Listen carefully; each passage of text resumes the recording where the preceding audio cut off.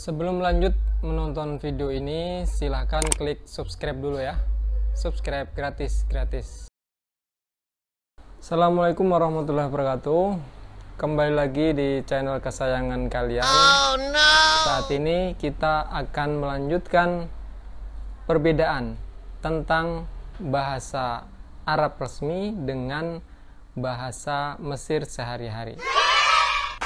Sebelumnya saya sudah membahas bagaimanakah perbedaan pembacaan beberapa huruf di dalam bahasa Mesir sehari-hari.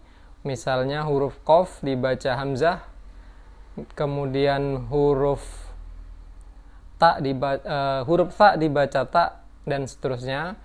Kali ini kita lanjutkan sedikit, yaitu tentang huruf dha ya. Huruf dal atau dha itu bisa dibaca zain atau terkadang juga dibaca dal. Misalnya hadza itu di Mesir atau dalam bahasa Mesir dirubah atau disingkat menjadi da. Jadi hadza menjadi da. Kemudian hadhihi yang artinya ini untuk jenis muannas atau perempuan menjadi di. Nah, jadi da, di.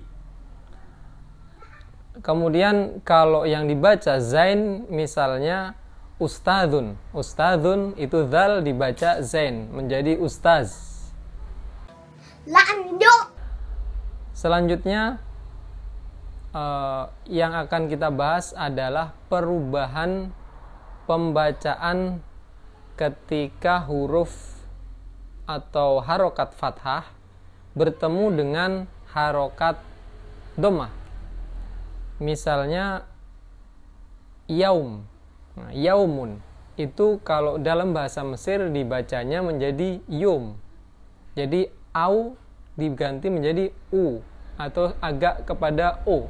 U. Au menjadi u. Misalnya yaumun menjadi yum. Faukun menjadi fu. Launun yang artinya warna dibaca lun. Launun, lun. Kemudian mautun yang artinya kematian dibaca mut. Faukun artinya di atas dibaca fu. Kemudian mauzun yang artinya pisang dibaca mus.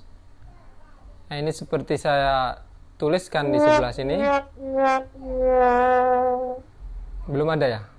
Waduh, gangguan. Oke. Di sini? Ya, sepertinya di sini. Kemudian harokat hamzah, harokat fathah bertemu dengan harokat kasroh yang biasanya dibaca ai, itu diganti menjadi e. Misalnya alfain yang artinya 2000, mereka membacanya alfain. Nah, jadi agak e dan cenderung e dan i ya, alfain. Kemudian misalnya kitabain, kitabaini dibaca kitabain. Kemudian baina dibaca bain.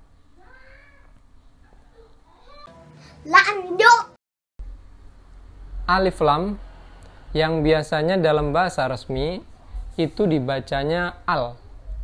Tapi dalam bahasa Mesir mereka membacanya il. Misalnya Al-Quran, mereka membaca il-Quran.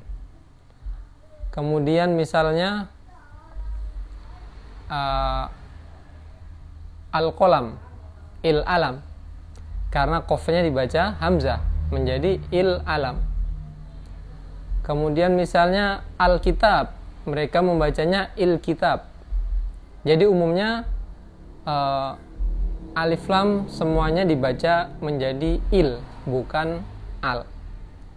Makanya kalau biasanya kita lihat dalam nama-nama suatu benda di suatu tempat atau suatu merek di Mesir, biasanya pasti dia menggunakan e dan l. misalnya El Tramco. Nah, ini salah satu transportasi yang paling fenomenal di Mesir. Gambarnya seperti ini. Dan mereka selalu menyetel musik yang cenderung khas dan tidak ada yang menyamai.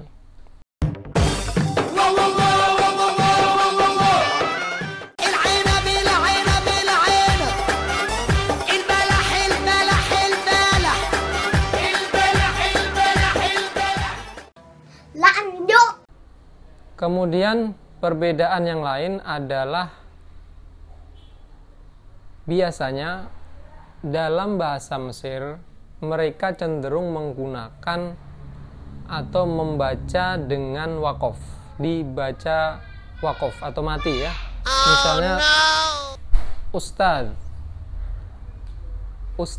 ya, jadi tidak, atau ustaz, sebagian ada yang menyebut ustaz. Atau misalnya kitab, laun, kuroh, artinya bola, kuroh. Kemudian misalnya bantal, wisada, kasur, firosh. Kemudian misalnya pintu, bab, dan seterusnya. Jadi mereka tidak membaca harokat yang akhir. Makanya kalau kita misalnya membaca zaitun, ya, zaitun, minyak itu kalau dalam bahasa resmi zaitun, ada bacaan tunnya. Nah, tapi kalau kita di Mesir kita menyebut zaitun, nah itu pasti mereka menganggapnya adalah zaitun, buah zaitun. Makanya kalau kita di sana menyebut minyak itu bukan zaitun, tapi zait. Nah, jadi taknya diwakafkan, zait, dan seterusnya. Kemudian untuk penggunaan kalimat, mereka cenderung kepada penggunaan isim fa'il atau kata isim fa'il, yaitu bentuk subjek. Nah, misalnya, kenapa kamu duduk? Kenapa kamu berhenti di sini? Nah, mereka menyebutnya inta wa'ifle, inta wa'ifle. Atau kalau bahasa resminya anta waqif, limada anta waqifun. Nah, limada anta waqifun. Kenapa kamu berhenti atau berdiri di sini? Maka dalam bahasa Mesirnya inta wa'ifle. Nah, jadi waqif karena qafnya dibaca hamzah menjadi wa'if. Inta wa'ifle. Kenapa kamu berhenti atau berdiri di sini? Kemudian misalnya, di mana kamu tinggal? Kalau dalam bahasa resmi, anta taskun, aina taskun, aina taskun, atau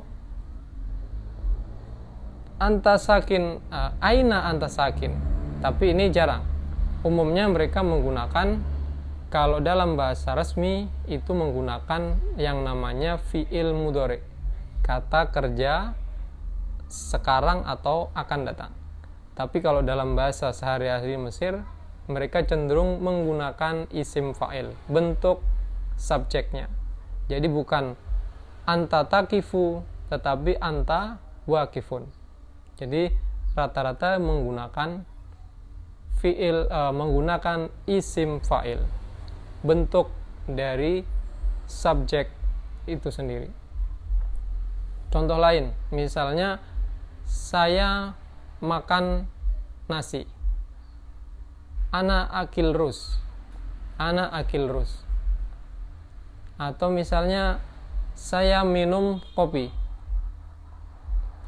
ana sarib al-qahwa atau al-ahwa, ana sarib al-ahwa.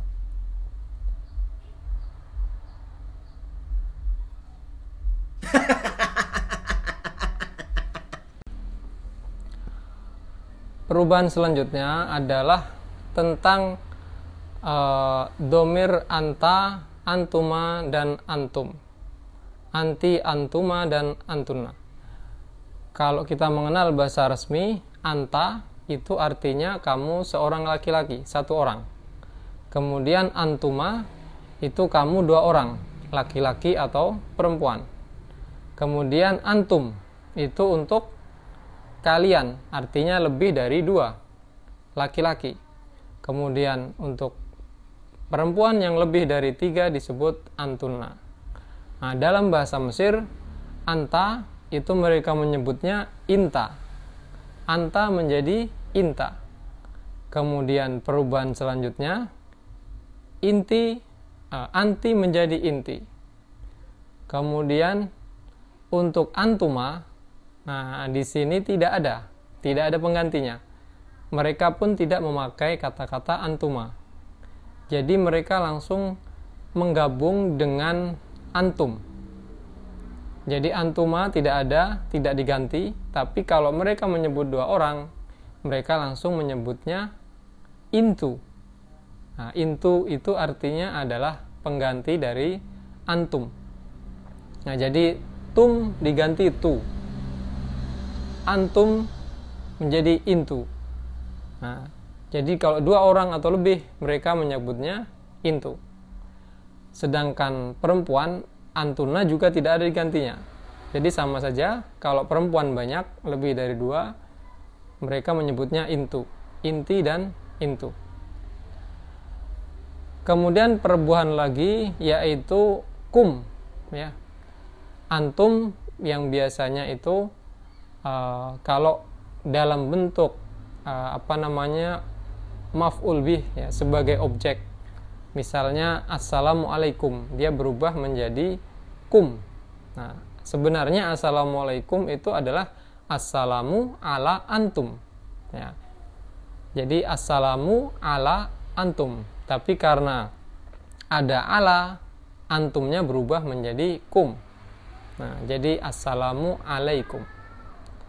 Nah, kum ini kemudian mereka rubah lagi menjadi ku.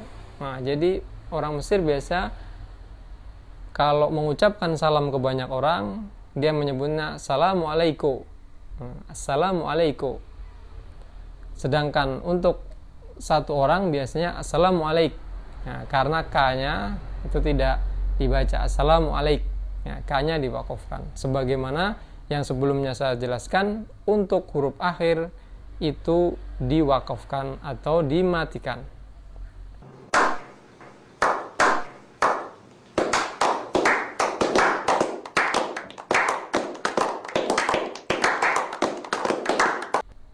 Mungkin sampai di sini dulu tentang perbedaan bahasa Mesir sehari-hari dengan bahasa Arab resmi, supaya kita lebih mudah mengingatnya. Jadi tidak perlu banyak-banyak dulu kita sampaikan.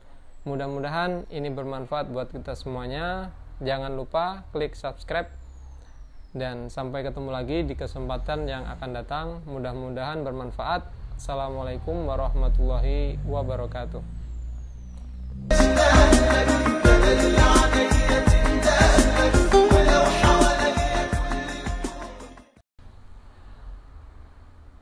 Al-madrasah yang biasanya diartikan sekolahan, mereka menyebutnya il-madrasah.